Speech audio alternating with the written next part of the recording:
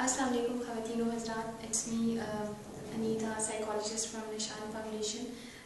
जैसा कि आपको पता है कि हम वक्तन फ़वक्तन आपके लिए कुछ मोटिवेशनल प्रिंसिपल्स लेकर जो है आते रहते हैं। तो आज भी हम जो है कुछ गोल सेटिंग के हवाले से बातचीत करेंगे कि जैसे कि कहा जाता है कि आजकल का जो दौर है वो अचीवमेंट का दौर है और जो है सक्सेस का दौर है, जो है मल्टीपल अपॉर्चुनिटीज़ और मल्टीपल टास्किंग का ज़माना है। तो ऐसे में बहुत ज़रूरी हो जाता है कि हम अपने गोल्स को प्रॉपर्ली सेट करें और ताकि हम जो है आसानी से उनको अचीव कर पाएँ इन अ सिस्टमैटिक ऑर्डर। तो उसके लिए कुछ रूल्स हैं जो हम आज यहाँ पे डिस्कस करेंगे आपके साथ। उसमें है सबसे पहला रूल है state your goal in a positive term, यानी कि हम जो भी गोल अपने लिए सेट करना चाह रहे हैं उसको हमने पॉजिटिव टर्म्स में स्टेट करना है। जैसे फॉर एग्जांपल हम अगर एडिक्ट्स की मिसाल ले लें तो हम जब इलाज के बाद हम उनके लिए कुछ रूल्स एंड रेगुलेशंस सेटअप करते हैं या कुछ गोल्स बनाते हैं तो हम उनसे ये कहते हैं कि आपने गुस्सा नहीं करना, विच इज़ ये एस्पेक्ट है कि हम अपने गोल को जो है वो नेगेटिव टर्म्स में स्टेट कर रहे हैं और जिसका मतलब ये है कि हमने जब कोई काम करना है और अगर हम इंसानी दिमाग की बात करें तो ज़्यादातर वो नेगेटिविटी की तरफ टिल्ट करता है, यानी कि आप उसको जिस काम के करने से रोक रहे हैं वो ज़्यादा उसकी जानिब राग़िब होगा या उसकी तरफ जो है वो अट्रैक्ट होगा। तो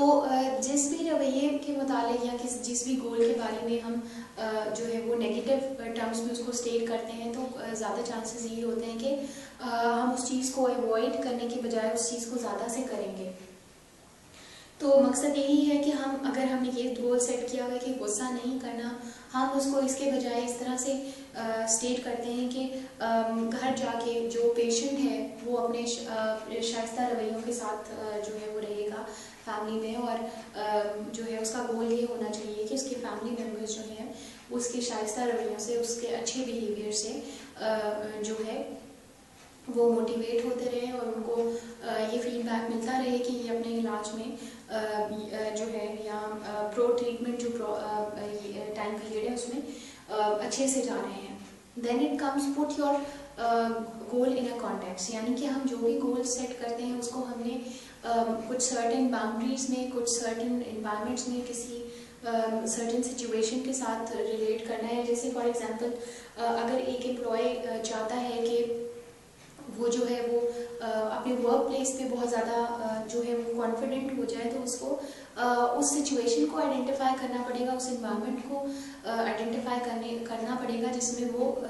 कॉन्फिडेंट होना चाहता है या ब्रिलियंट होना चाहता है। जैसे फॉर एग्जांपल अगर वर्क प्लेस पे किसी एम्प्लॉय को किसी मीटिंग का फोबिया है और वो चाहता है कि वो जो है वो कॉन्फिडेंट हो जाए तो वो ये कहेगा कि मुझे जो है जो सैटरडे मीटिंग्स हैं उसमें फलां अपने कुलीग के साथ प्रॉब्लम है जिसके सामने मैं जो है वो कॉन्फिडेंट होना चाहता हूँ। तो उसने एक सर्टेन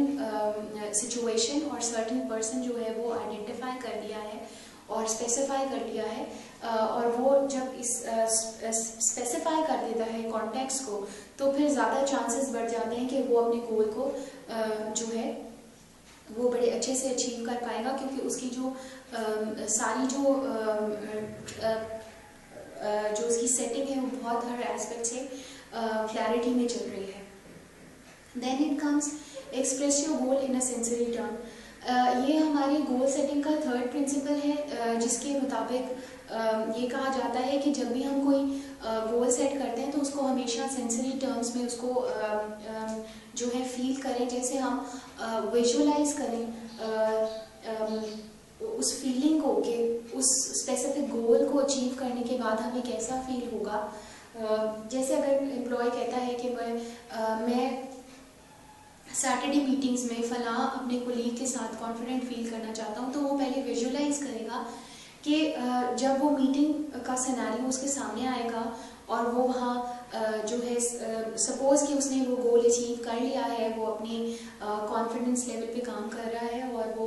बड़े अच्छे से प्रोग्रेस कर रहा है तो उस वक्त उस सिचुएशन में उसका कैसा बिहेवियर होगा, उसकी वॉइस टोन कैसी होगी, उसके जेस्चर्स कैसे होंगे, वो अपने आप को जब एज अ कॉन्फिडेंट जो है एम्प्लॉय वहाँ पे कैसे खुद को देख रहा है, कैसे अपने आप को विजुअलाइज कर रहा है और कैसा फील कर रहा है इवेंचुअली उस चीज़ को, उस गोल को अचीव करने के बाद। तो हमेशा विजुअलाइज करके देखना। और ये कहा जाता है कि जब आप अपने गोल को सेंसरी टर्म्स में स्पेसिफाई करते हैं, विजुअलाइज करते हैं, तो आपको जो है वो आपकी मोटिवेशन जो है वो डबल हो जाती है, आपका मोटिवेशन लेवल जो है वो बढ़ जाता है towards the achievement of that specific goal. Then it comes choose a goal you can fulfil yourself. ये प्रिंसिपल हमें ये बताता है कि हम अक्सर कुछ ऐसे गोल्स का इंतखाब कर लेते हैं अपनी ज़िंदगी में, ऐसी चीज़ों को अचीव करना चाहते हैं जो कि हमारे बस से बाहर होती हैं, और हम जब फेलियर का शिकार हो जाते हैं, उन चीज़ों को अचीव नहीं कर पाते, तो फिर हम जो है वो अपनी सराउंडिंग्स को ब्लेम करना शुरू कर देते हैं कि हमारी सराउंडिंग्स का ये कसूर है कि हम जो है वो एक स्पेसिफिक गोल जो है वो अचीव नहीं कर पाए। तो हमें हमेशा ऐसे गोल सेट करने हैं जिनको हम खुद से अटेन कर सकें, जिनको अटेन करने के लिए हम अपना मैक्सिमम एफर्ट दे सकें। और इसमें एक और चीज़ भी है कि हम पहले से आइडेंटिफाई कर लें वो तमाम फैक्टर्स जो कि हिंड्रेंस क्रिएट कर सकते हैं हमारे गोल अचीवमेंट के रास्ते में, ताकि हम अगर हम नाकाम हो जाते हैं किसी गोल को अचीव करने में तो हम अपनी सराउंडिंग्स को ब्लेम ना करें, और रियलिस्टिकली अगर हमें कोई फेलियर हुआ है तो हम उसको रियलिस्टिकली डील करें। क्योंकि अगर हम ऐसे गोल सेट कर लेते हैं जिनको फुलफिल करने की रिस्पॉन्सिबिलिटी जो है वो दूसरों पे आयद होती है, या ऐसे फैक्टर्स ज़्यादा डोमिनेट करते हैं कि आपके जो है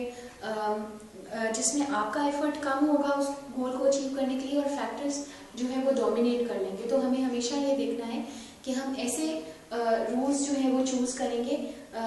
गोल्स चूज़ करेंगे जो कि हम खुद से फुलफिल कर सकते हैं। Then we need to evaluate honestly the effects of achieving our goal। यानी कि हमने ये ज़रूर देखना है when we are setting our goals के हमने जो गोल्स अपने लिए चूज़ किए हैं क्या उनको अटेन करने से हमारे लाइफ के डिफरेंट एस्पेक्ट्स जो हैं वो डिस्टर्ब तो नहीं हो रहे। लाइक फॉर एग्जांपल अगर हम अपनी प्रोफेशनल लाइफ के हवाले से कोई गोल बनाते